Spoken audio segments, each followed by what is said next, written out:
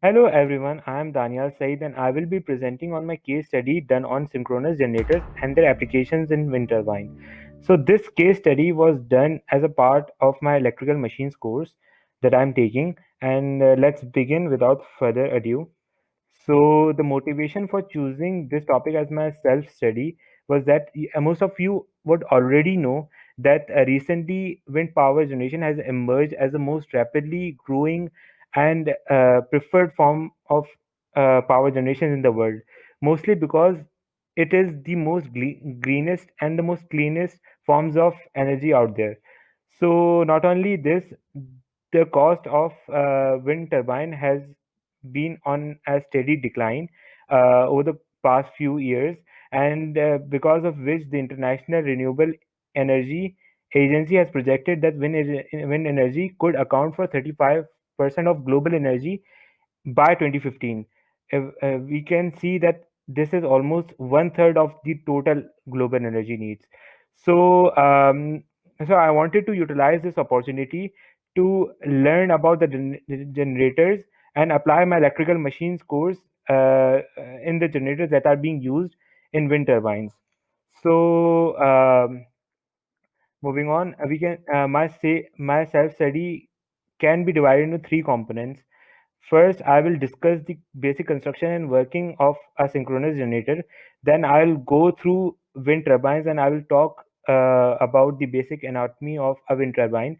And then finally, I will discuss how the application of synchronous generator as a wind turbine generator. So, generator is an electrical device which converts mechanical energy in order to produce electrical energy. So, synchronous is a type of generator in which the rotating it works on the same principle of electromagnetic induction, which says that a rotating magnetic field a voltage uh, uh, should induce a voltage. So, synchronous generator work on the same electromagnetic induction principles, in which a rotating magnetic field induces a three-phase voltage within the armature windings.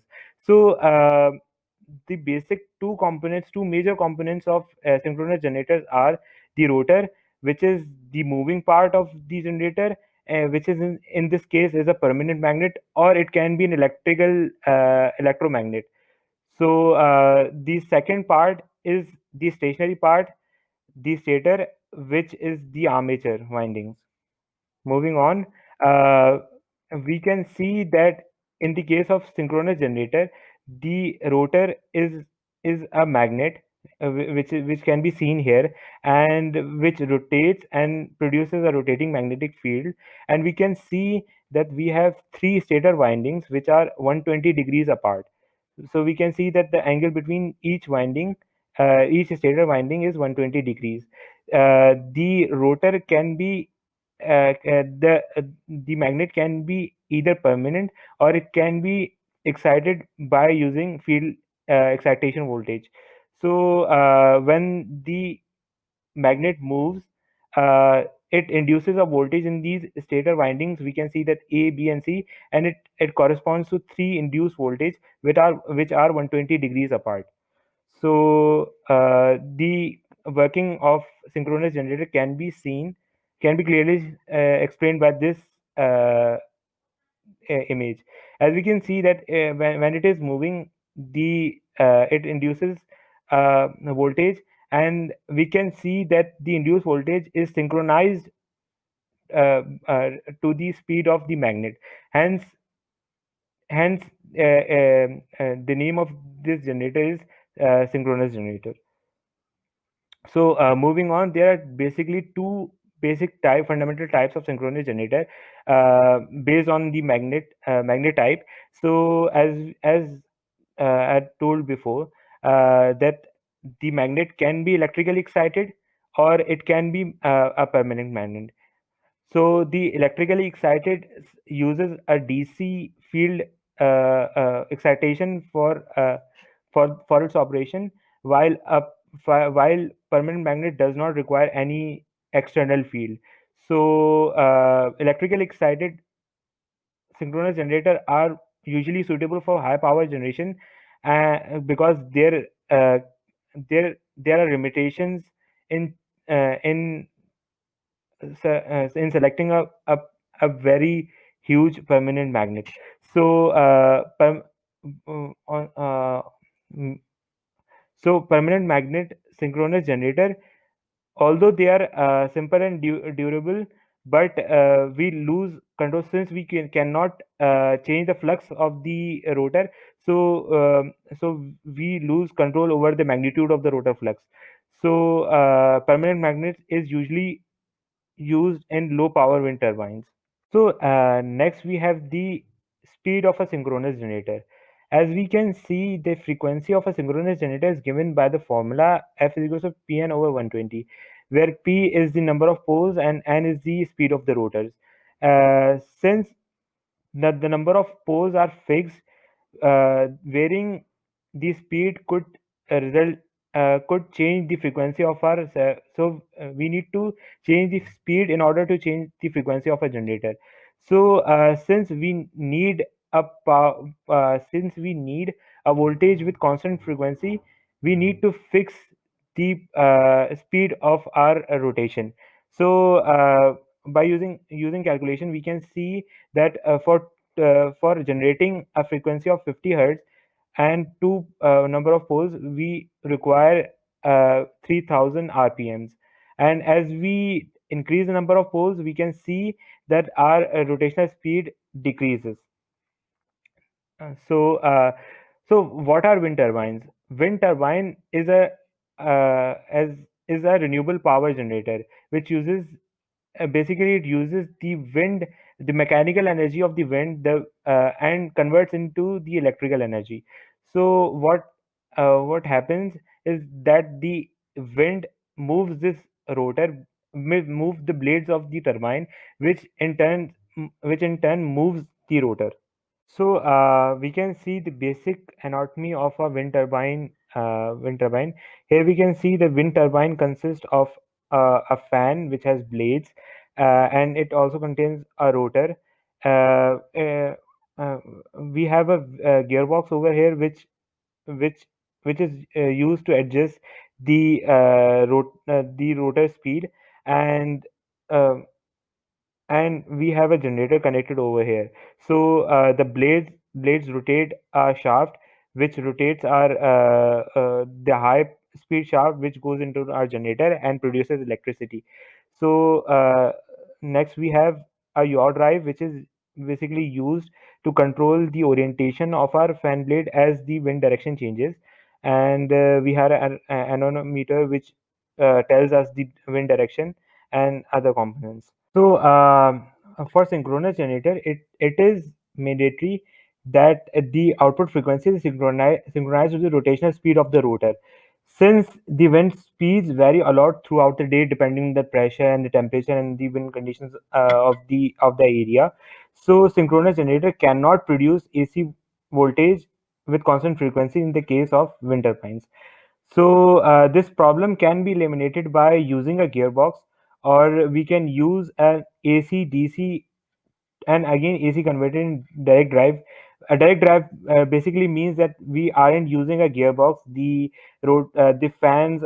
fan shaft is directly connected to the rotor shaft, and the third method can is the is using the combination of both. So we'll go over them one by one.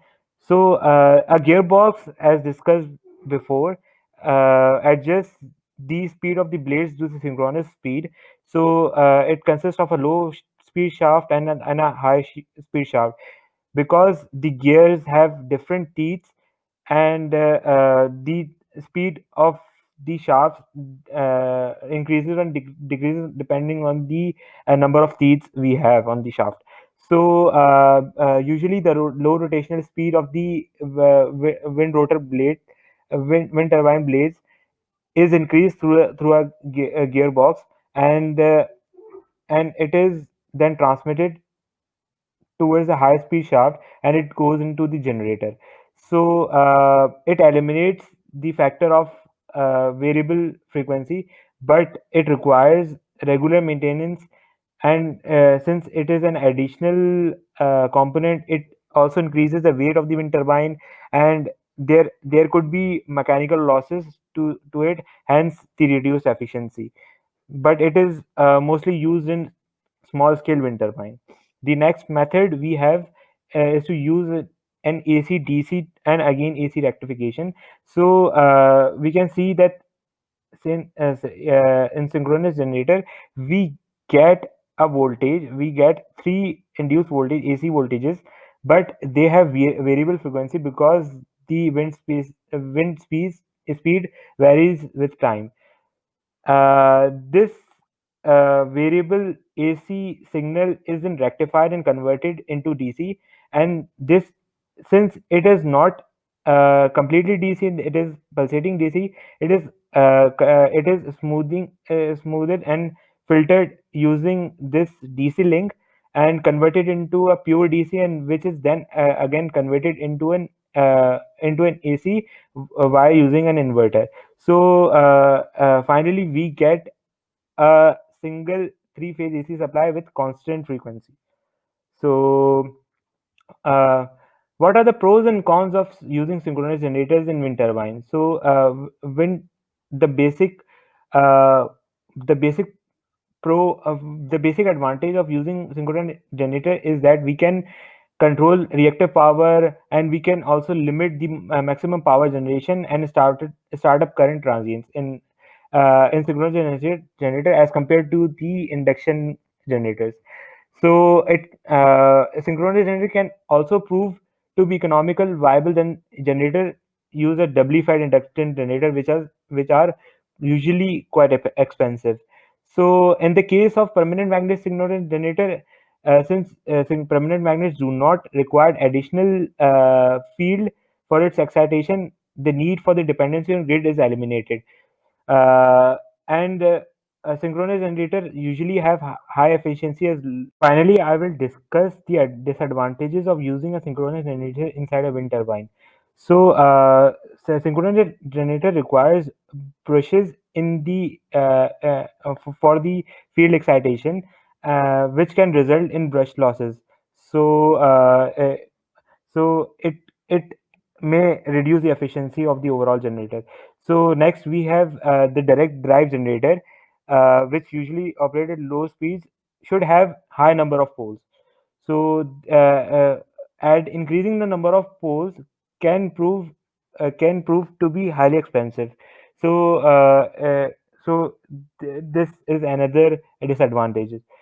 The generator which can operate on high speeds require gearbox, and as I told before, the gearbox is an not only it's an additional component, but it is not efficient either.